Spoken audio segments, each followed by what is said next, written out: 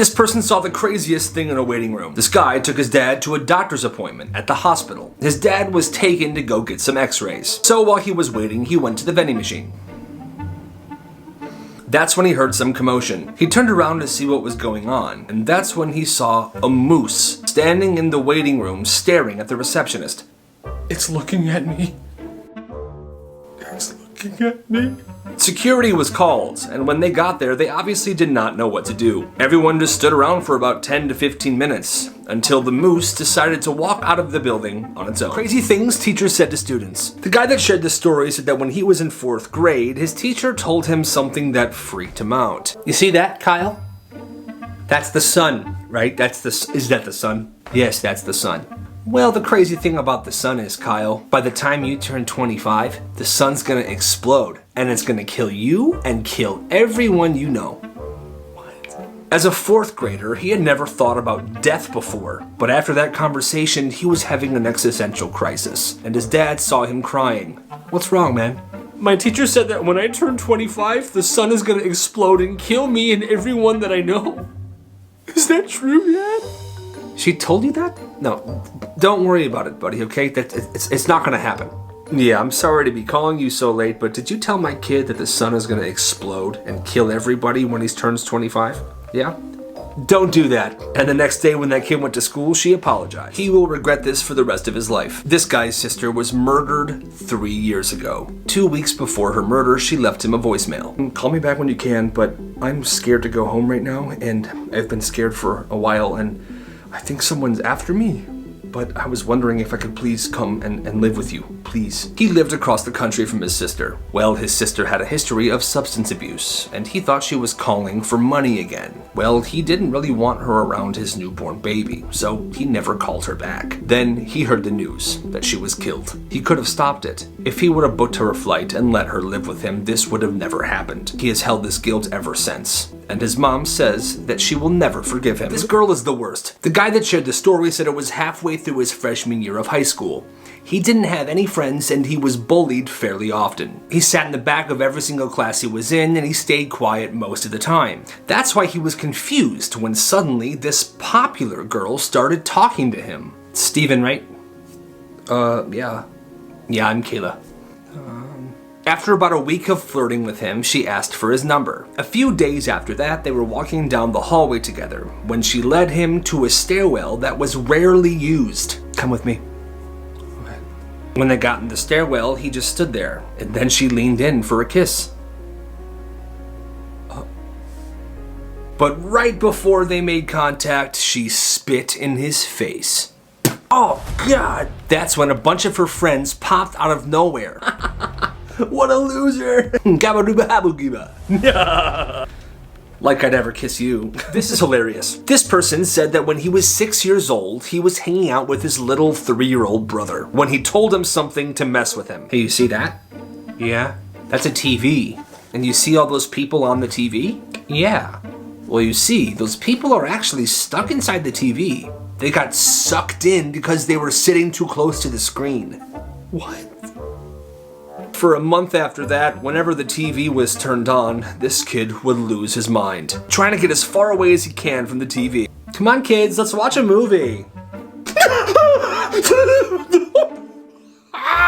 The parents eventually found out why their youngest son was terrified of the TV, and it took a very long time to get him to not be scared. Black markets kids ran in their schools. This kid went to a military high school, and Wi-Fi wasn't allowed in the dorms. Now, the only place on campus that had Wi-Fi was the student center. So this dude got a brilliant idea. He bought a Wi-Fi repeater and set it up next to his window. That's when he realized he got just enough signal from the student center to boost it to his entire dorm. And this is how his business started. He charged people $10 a week to keep the password. He even kept an Excel sheet with everyone's device on there, and if they paid or not. Payment was due every Thursday because that was the day they would get their allowance from their parents. And if they didn't pay by Friday, he would blacklist their devices. At one point, he was making $200 a week, and he was never caught. This babysitter is so mad. This person is 20 years old and she's a babysitter. One night, she was babysitting this one family's kids while the parents went out. The mom left money on the counter for for them to order pizzas and breadsticks. The pizza and the breadsticks were delivered, they all ate, she had a few slices, and that was that. When the parents came home that night, they asked her how it went. Hi, okay, so how did everything go?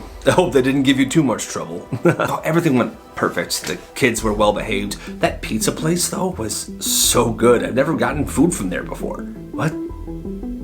When she said that about the pizza, the mom got puzzled. She then asked, why did you eat the kids' dinner? I only had 2 slices and a breadstick. I think that's okay, right? No, not really okay. I didn't expect to have to feed you as well. Don't eat our family's food, please. Okay, have a good night. What? She was so mad because both the kids were fed. There were even leftovers. So why was this such a big deal? This is a true story. This is the 3rd assembly I've had to call for this. I am done.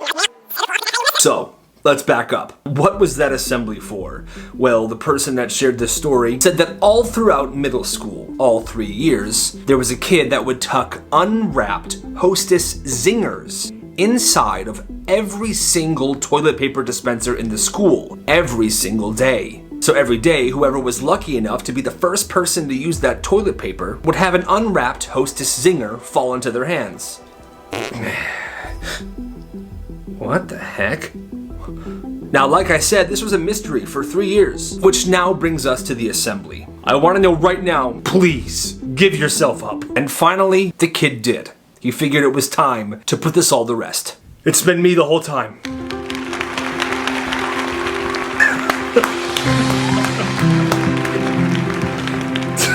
Craziest things people did as kids. The person that shared today's story said that when he was younger, he would go to church every Sunday with his family. Well, this kid discovered that he loved the way the communion wafers tasted. And he hated the fact that he could only get 1 wafer once a week. So he had a plan. One day after church, when everyone was greeting each other and saying goodbye, he snuck to the back. And he began looking. For what? The communion wafers, that's what. And he found them.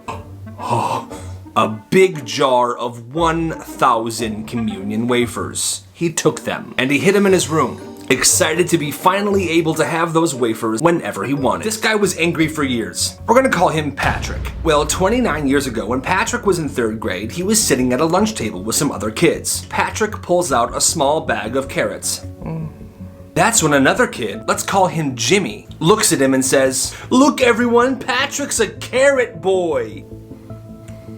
And for some reason, that incident really stuck with him. All throughout high school and into adulthood, he built up this anger, this raging anger. And whenever he ate carrots, the memory would pop up. Carrot boy! Well, a year or 2 ago, as a full-grown adult, there's an impromptu high school reunion. He decided to go. He gets there, he has a few drinks, he eats some food, but that's when he notices Jimmy.